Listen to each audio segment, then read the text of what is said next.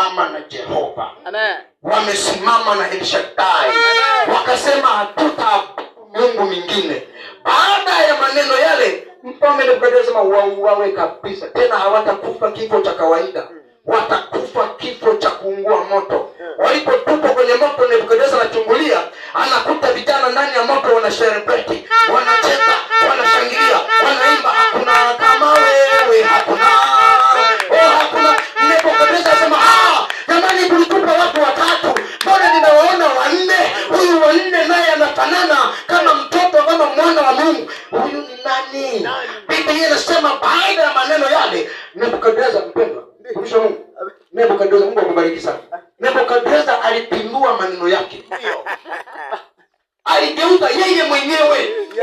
Alipokuwa ametangaza wawawe na asiwepo mtu wa kumwabudu Mungu, akina Meshaki, Shadraka na Abednego, anakuja anasema kuanzia leo ninatangaza yeyote atakayeonekana anaabudu Mungu mwingine kinyume na Mungu huyu, kinyume na Mungu huyu, anasema kwanza nyumba yake itafanywa jalala.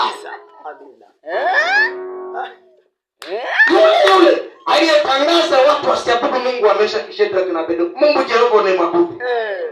Kuna watu wamekudharau, wanasema kila siku anapiga kelele Yesu, Yesu. Wao hao watakuja wanasema ambaye atakaa hapa hamwabudu Yesu, kwanza nyumba yake itafanywa jalala. Kabisa kabisa.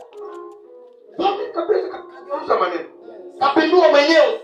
Anasema na yeyote atakayeonekana haabudu wala kusujudia Mungu huyu wa Danieli, wa Meshaki, Shadraka na Abednego, huyu kufa na hapo. Tena hata kufa kifo cha kawaida. Haleluya. Unajua tunajidharau, watu wa Mungu tunajidharau tu sisi wenyewe. Tunajidharau, tunajiona sio kawaida tu. Hata nao tembea kama vile hatuna hata mifupa. Lakini kumbe tunayo power. Tunayo nguvu ambayo Mungu ameimpatia ndani yetu. Ndio namna ya kuitumia. Haleluya. Amen. Mfalme Dario amemchukua Danieli, anasema hivi, wewe Danieli, uone kama utasimama.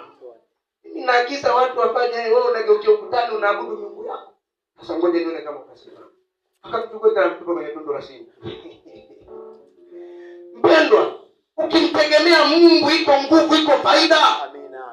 Ukimtegemea Mungu iko nguvu kubwa sana, inakulinda. Amen. Wala hutakiwi kuogopa, wala hutakiwi kufadhaika, kwa sababu uliyembeba yeye ni Bwana wa mabwana.